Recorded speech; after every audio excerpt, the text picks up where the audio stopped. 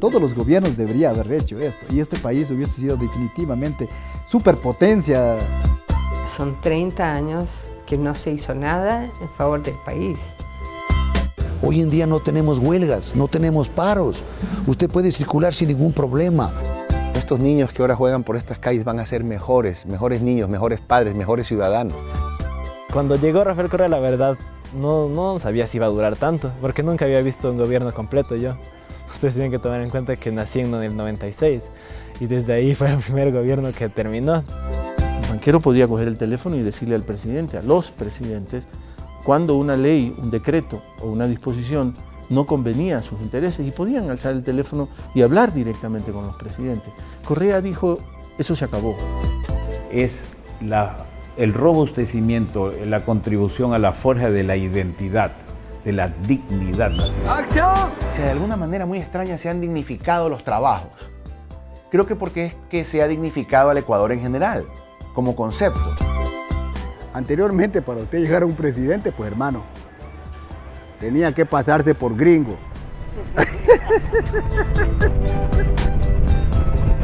Yo la verdad que ya le digo, tengo mis 73 años de vida, pero lo que a mí más me ha llamado la atención y me ha gustado es que nos han hecho partícipes políticamente. Porque antes suba cual presidente o no nos interesaríamos nosotros también. Pero ahora, ¿por qué estamos interesados? Es mi pregunta. Yo misma me he hecho.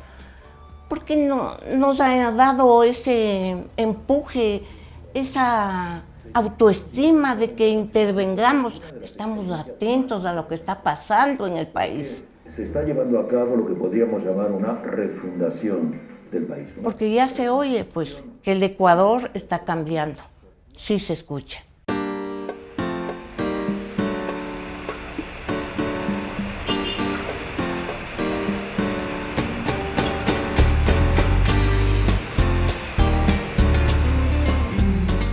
Loreto, provincia de Orellana. Como uno de los tantos sábados desde hace 5 años, el presidente Rafael Correa prepara su enlace sabatino. Esta vez desde el oriente ecuatoriano.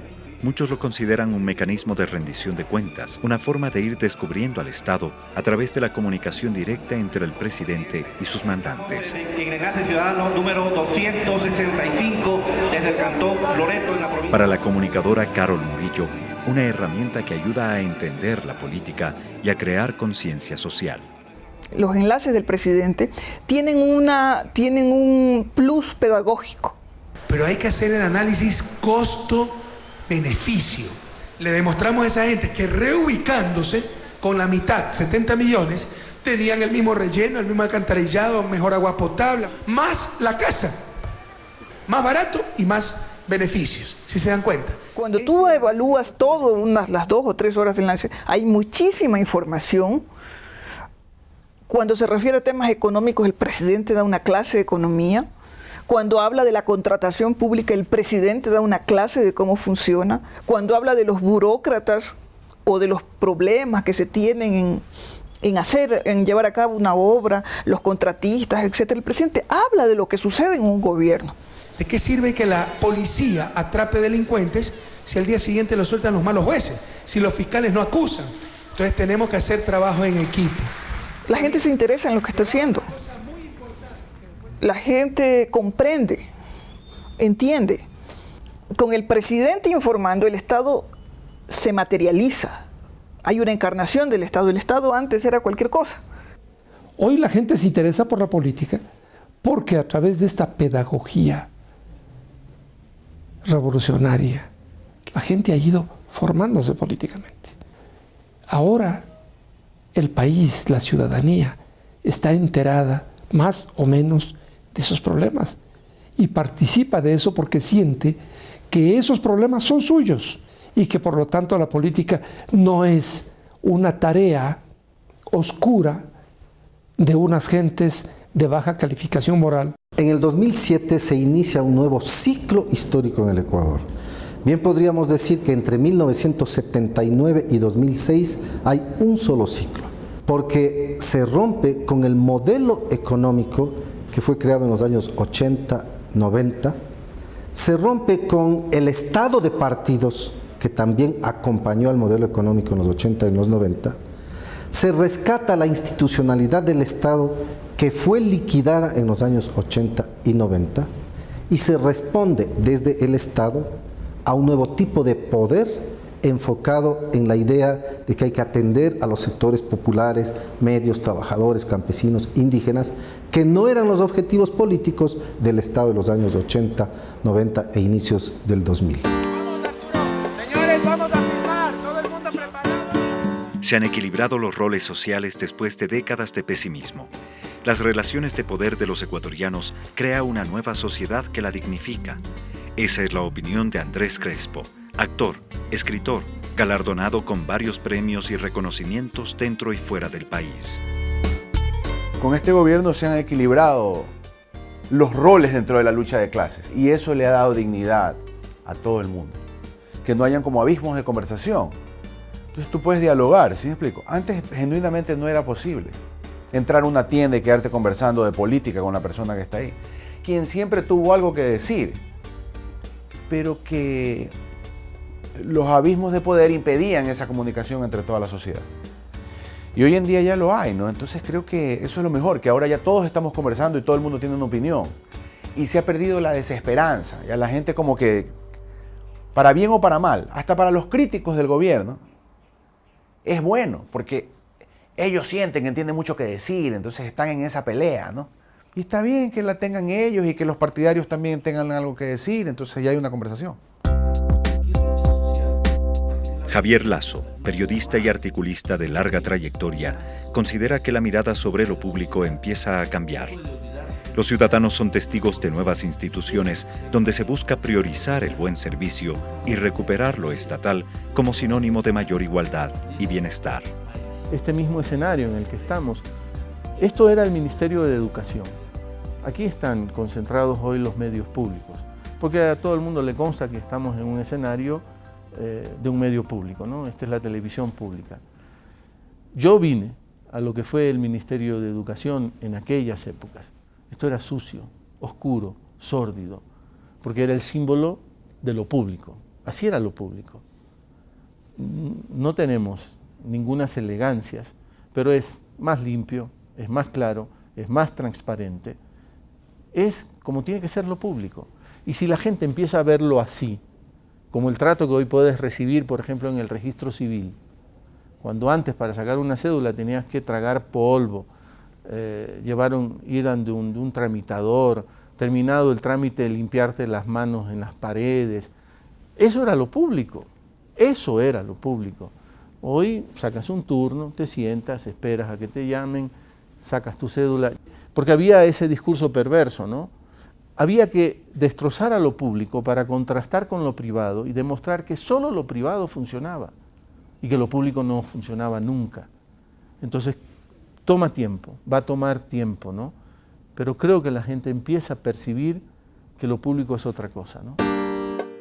Desde el regreso de la democracia al Ecuador, la educación nunca fue una prioridad para los gobiernos del pasado. Invertir en educación no da resultados a corto plazo, por lo tanto, no servía para captar el voto popular. El economista Walter Spurrier analiza el tema. Nuestros gobiernos tradicionalmente han sido débiles, han tenido una oposición muy fuerte en el legislativo o en la sociedad. También es cierto que muchas veces han tenido que comenzar sus gobiernos con un paquetazo que los ha debilitado y por lo tanto han pospuesto todo tipo de decisión sobre temas que no van a tener resultados visibles en el corto plazo. Entonces educación se ha pospuesto. Y ahora se está enfrentando la educación, la calificación de los maestros, la capacitación de los maestros, los procesos de selección, tratar de tener universidades de mejor nivel, hacer un cambio radical en la manera de administrar la educación en el país para que los recursos se utilicen de mejor manera, el dar becas a personas no solo por sus conexiones burocráticas, sino por su nivel de conocimientos. A mí me parece que eso es muy importante y quizás sea el principal legado del presidente Correa al futuro. Pilar Bustos es una reconocida artista plástica, una de las más importantes representantes del dibujo latinoamericano. Ella reconoce que por primera vez los recursos del Estado se invierten en beneficio de todos los ciudadanos. Realmente da un orgullo y una satisfacción increíble, ¿no? O sea, realmente ver que no hay politiquería a la antigua, sino que hay un esfuerzo por asumir los problemas del país. Que la preocupación por los ciudadanos y por el pueblo realmente hace crecer a los países, a la economía, que antes se decía, o sea, teníamos prohibido usar el presupuesto del Estado para mejorar los colegios, para los hospitales. Todo eso se llamaba gasto fiscal. A mí me parece que hay que desaparecer del vocabulario de los presupuestos estatales la palabra gasto. Creo que la palabra es inversión social. Porque la inversión social, primero que es una inversión en las personas. Es la primera cosa que a mí me gusta destacar. Hay una inversión en la gente. Una inversión que tiene que ver con la educación, que tiene que ver con la salud, que tiene que ver con su relación con el Estado, que tiene que ver con la recuperación de lo público. Los servicios públicos empiezan a cambiar. El Estado, finalmente, asume el papel que le corresponde. Invierte en el bienestar ciudadano. La infraestructura en salud se moderniza, pero las prácticas de atención y servicio en esta área son procesos que aún toman tiempo. Bueno, el beneficio definitivamente es a la población, a los usuarios, a la gente que viene acá a solicitar el servicio, la atención médica. Yo era un médico 4 horas y uno de los cambios, por ejemplo, es el de horario para nosotros, ¿no? Ahora yo laboro 8 horas. No tenemos la aglomeración de gente que antes teníamos. Teníamos que a veces pedir permiso para nosotros, los profesionales, pasar a nuestros consultorios, porque la aglomeración de gente era terrible. Ya está bien por el problema. Pero definitivamente creo que es un modelo, un cambio importante. La mayor parte de gente pienso que estará satisfecha. Yo tengo un hermano que fue atropellado el 5 de abril y hasta hoy en día yo no he gastado ni un centavo en la salud del man. Ni un centavo. El IES ha cubierto todo con los convenios con la Junta de Beneficencia. El hombre tuvo se reventó la vejiga y la uretra y se fracturó en 9 partes el tobillo. Y ya anda caminando el man por ahí. Entonces, chuta, o sea, antes eso era totalmente impensable. Hubiera costado miles de dólares. Entonces, los ecuatorianos tenemos una facilidad para quejarnos bastante fuerte, ¿no? Esa capacidad como de acordarte solo de lo malo y poder compararlo incluso a las cosas malas que aún subsisten hoy en día y no entender el camino recorrido, ¿no? Porque es que llevábamos tantas décadas de pesimismo que esto que está sucediendo es un shock, es totalmente inesperado. Hernán Reyes es un destacado pensador ecuatoriano, sociólogo, académico y autor de varios artículos especializados. Considera que una de las peores herencias del neoliberalismo es el individualismo extremo que ha llevado a las sociedades a buscar únicamente el beneficio personal, dejando de lado el bien común. Yo creo que a pesar de que el Estado ha ido paulatinamente volviendo a ganar sitial en el imaginario de la gente, me parece que todavía hay, y esto es fruto de décadas de modelo neoliberal, todavía hay una cierta debilidad entre la población, entre la mayoría de la población ecuatoriana, para entender qué es lo público. Los tiempos políticos son más largos en este sentido para poder volver a recuperar, digamos, esta visión de lo público como lo de todos, del país como un espacio público que hay que preservar y que hay que construir entre todos. El cambio político, económico y social que empieza a vivir Ecuador tiene un fundamento jurídico, la Constitución Política de 2008. Es a partir de su promulgación que se empieza a delinear la sociedad del buen vivir, fundamentada en la búsqueda de una armonía entre los seres humanos y la naturaleza. Estado de bienestar. Al contrario, tratar de construir un estado de bienestar como se está haciendo en Ecuador. Mauro Servino, catedrático universitario, investigador y autor de varios libros, se refiere al tema. Los países del primer mundo miran la Constitución ecuatoriana como un evento muy significativo, muy importante, como algo que innova las formas de relacionamiento, las formas del vivir, las formas políticas, sociales, culturales en un país. Eso es importantísimo, pero asimismo tendríamos que hacer mayor esfuerzo para que lo que está en la Constitución, paulatinamente, no digo inmediatamente, no se puede, paulatinamente, pero nos vayamos hacia un cumplimiento. Con la nueva constitución política se plantea la renegociación de la deuda externa y sus implicaciones para el desarrollo del país. El historiador Juan Pazimiño analiza el tema. El año 1999, nuestra deuda externa llegó a superar el Producto Interno Bruto. 120% significaba del Producto Interno Bruto. Hay un contraste con la deuda actual que llega, me parece que al 14% del Producto Interno Bruto. Pero además, esa deuda externa adquirida desde 1976 y que condicionó a todos los gobiernos entre 1979 y 2006, estuvo sujeta, decía, a las condiciones del Fondo Monetario Internacional, que son las que provocan la desinstitucionalización del Estado y un manejo de la economía bajo el supuesto de mercado libre y empresa privada, que implicaba primero tener recursos para pagar la deuda y después atender el desarrollo nacional. Desde el 2007, cuando se revisa la deuda externa y se plantea esta tesis de deuda ilegítima, se logra reducir sustancialmente esa deuda, porque incluso nuestros bonos bajaron de valor, el Estado los recompró, con lo cual se saneó la deuda. El gobierno ecuatoriano obró con mucha soberanía, incluso sacando al Fondo Monetario Internacional del país.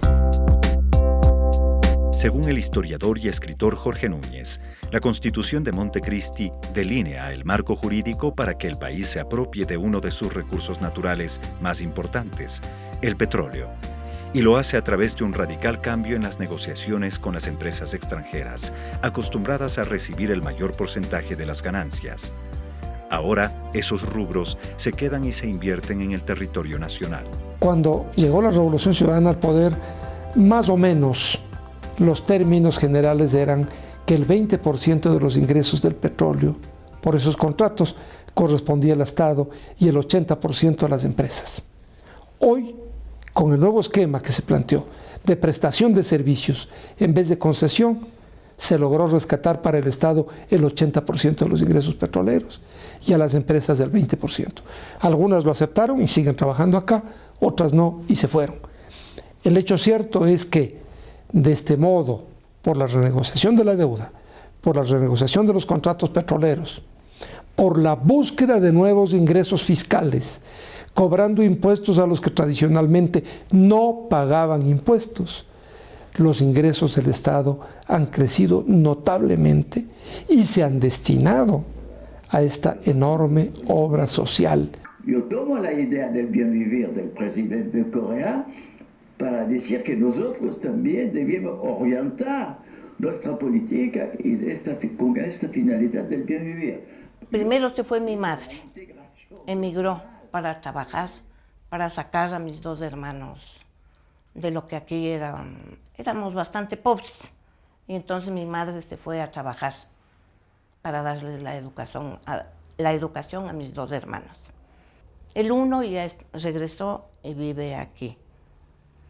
Y el otro vive allá porque ya hizo su hogar, todo, y se quedó en el Canadá.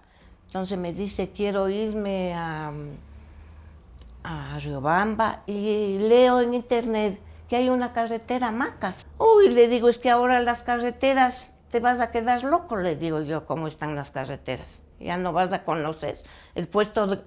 A mí mismo, todas las veces que me voy, me fascino, y claro, tengo el recuerdo antiguo, como era pasar por Tambillo. Sí, pues dice, así cuentan que está una belleza. No te estoy mintiendo, digo. La inversión pública en la infraestructura vial es una de las más visibles y fundamentales.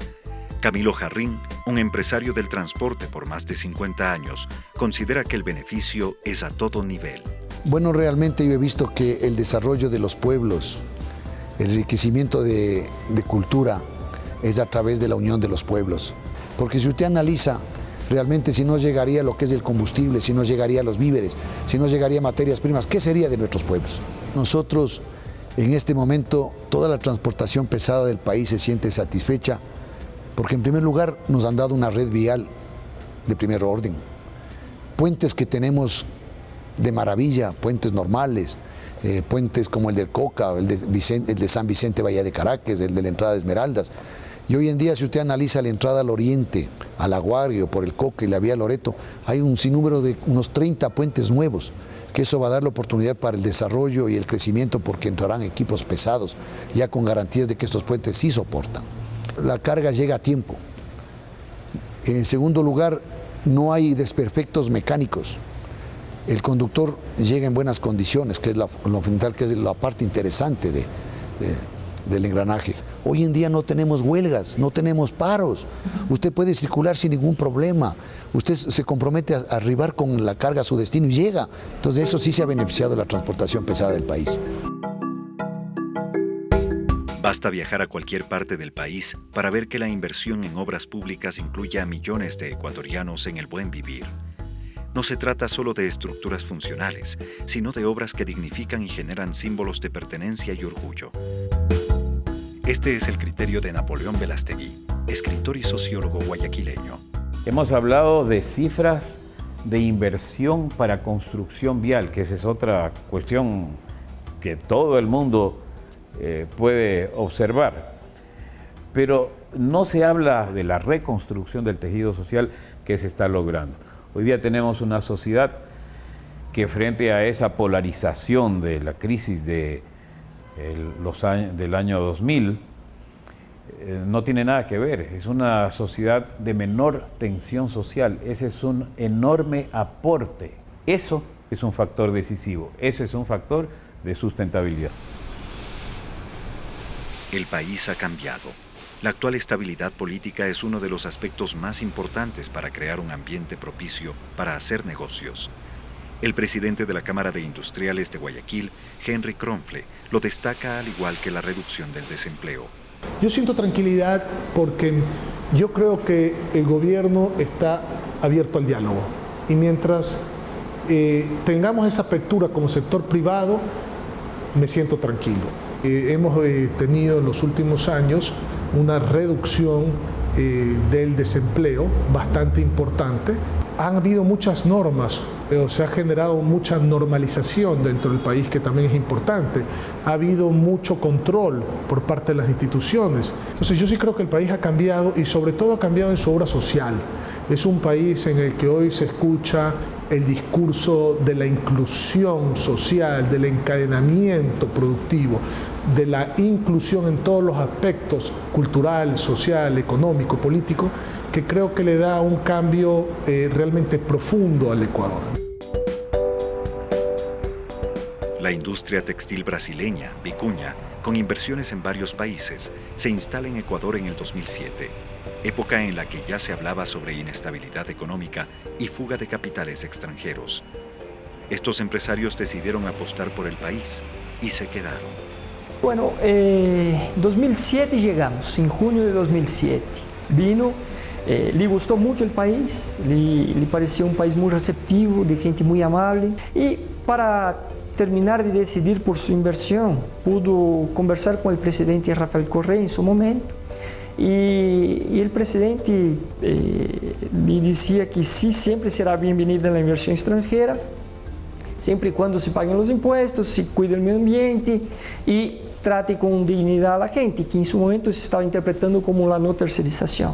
O sea, no es que se estaba pidiendo nada más allá de lo que hacemos en todas las inversiones que tenemos en todo el mundo, con el cual fue algo que sí le dio mucha tranquilidad para poder invertir. Hemos triplicado la capacidad instalada de producción y si hicimos de la producción efectiva que se hacía en su momento en 2007 para lo que estamos haciendo ahora, podemos decir que más que hemos quintuplicado este volumen de producción.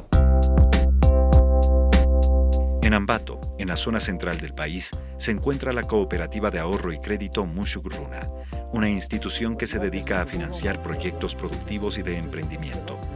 Su gerente general, Luis Chango, considera que los escenarios político y económico de estos últimos 5 años han sido muy favorables para este sector del país. Si enfatizamos en el ámbito social, es lo importante.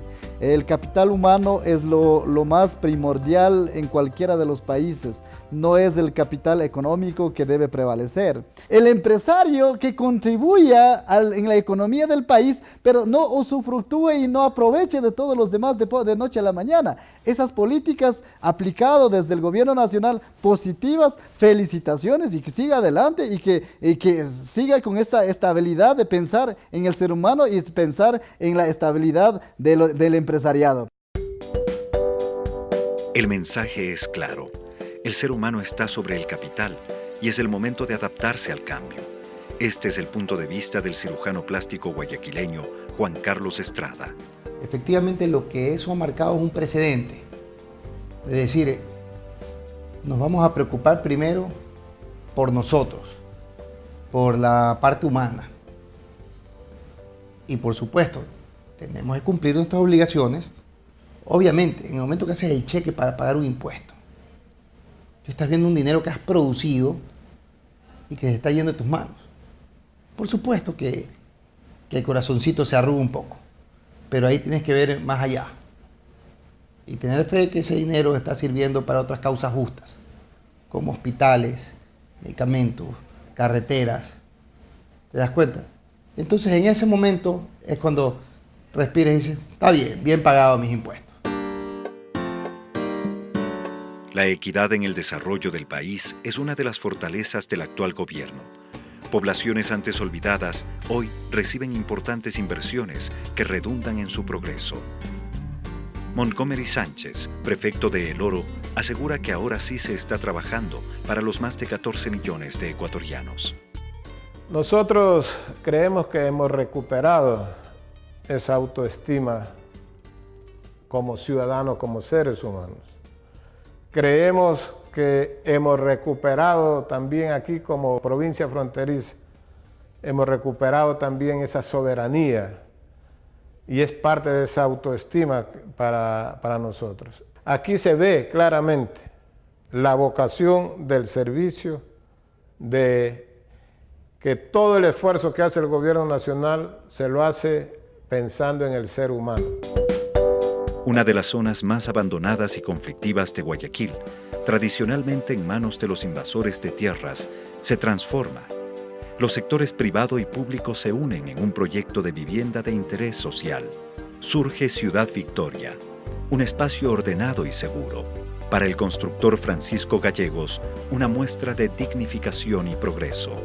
El negocio del tráfico de tierras no es un tema sencillo, es probablemente una de las mafias mejor organizadas que existen en el país, que han tenido dentro de sus compinches a alcaldes, concejales, gobernadores y Dios sabe qué cantidad de cosas. No de otra manera se explica que durante 60 años, sobre todo la ciudad de Guayaquil, ha tenido que soportar esto de acá.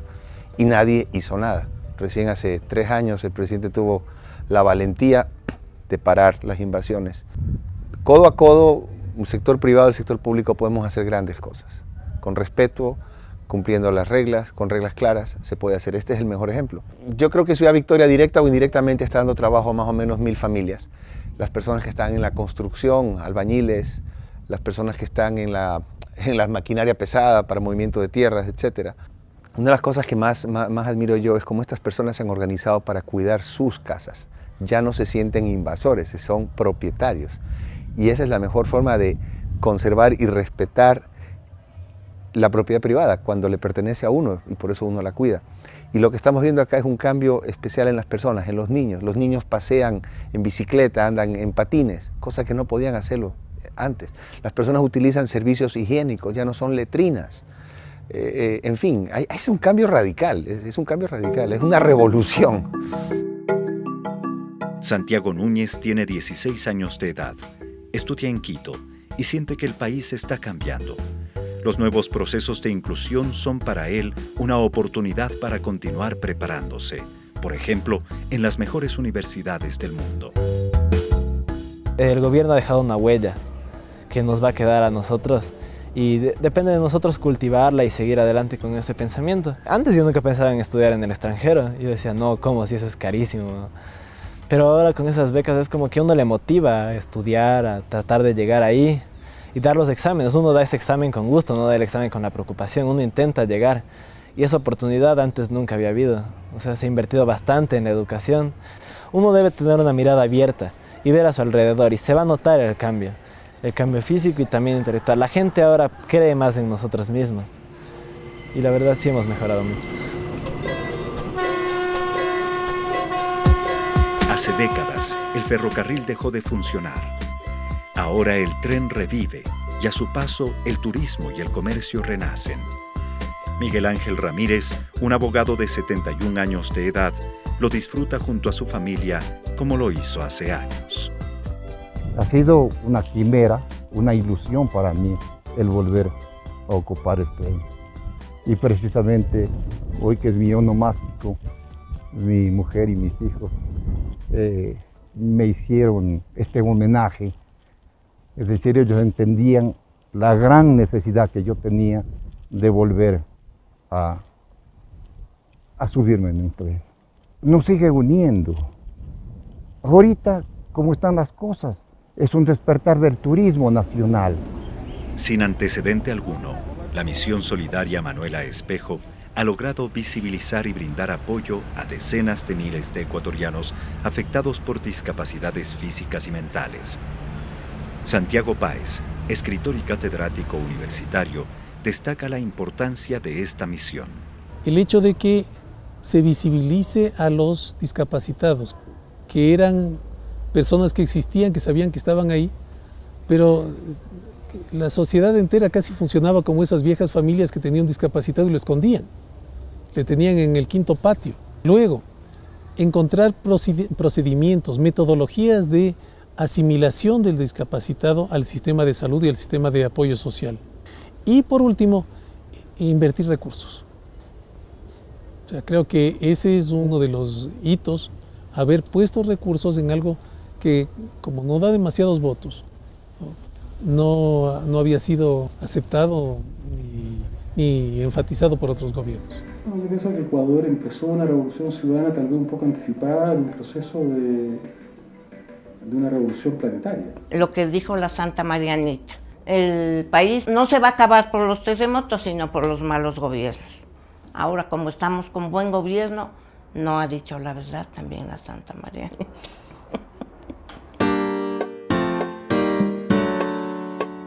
El Ecuador desde adentro. Las cosas han cambiado. Identidad, autoestima, dignidad, confianza. En un país que lucha por su propio destino a través de lo que los ecuatorianos ahora conocemos como el buen vivir. Es una revolución, hermano, de ideología. La revolución nosotros no la estamos haciendo aquí con un fusil ni con nada. La estamos haciendo, hermano, aprendiendo, preparándonos para un futuro, ya, sin sangre, hermano. Y nosotros esta es la oportunidad que tenemos.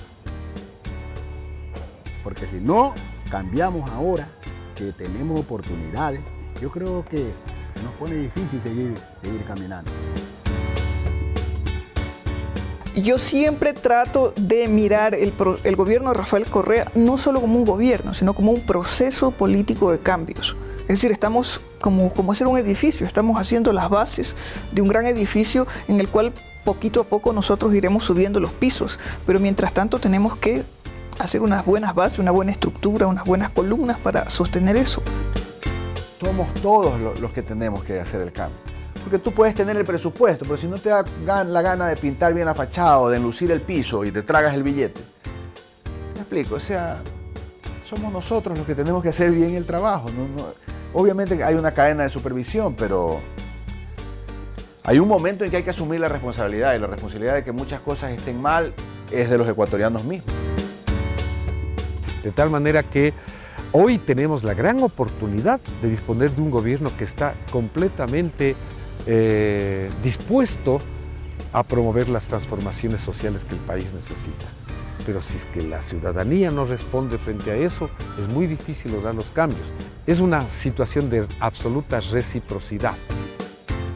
Todos los países desarrollados también tuvieron la contribución de la población. Si nosotros no contribuimos, no ponemos también el hombro, todos, absolutamente todos, profesionales, no profesionales, hombres, mujeres, niños, pues yo pienso que ningún gobierno podría cambiar nada. A medida que vas consiguiendo la madurez, a medida que vas entendiendo qué es, repito, qué es el Estado y qué es lo que tú esperas del Estado, qué es lo que él está haciendo por ti y al mismo tiempo cuáles son tus obligaciones para con el Estado. Entonces, por supuesto, en ese momento pues tú sientes tu bandera, tú sientes tu escudo, tú sientes tu pueblo, tú sientes tu tierra. Después de tantos tumbos que hemos venido nosotros por muchos años, pensamos que no iba a haber un cambio. Nos volvimos todos negativos, pesimistas, pero hoy vemos cuando la educación ha mejorado, la red vial ha mejorado, todo el mundo paga impuestos, salarios justos. Yo me siento contento, yo pienso que sí estamos cambiando, sí estamos cambiando. Encontramos una situación, yo diría, radicalmente distinta de la que vivíamos el 2006 y creo que, es más, todavía el gobierno y permanentemente el gobierno ha reconocido que hay desafíos pendientes. El propio gobierno ha reconocido que hay aspectos que todavía restan por llevarse a cabo, políticas que todavía están lejanas de lo que está previsto en la Constitución de Montecristi. Y me parece que esa es la garantía de confianza para la gente de que el gobierno va a seguir por el mismo camino, de que no va a claudicar, digamos, en esto que ha planteado como proyecto de cambio.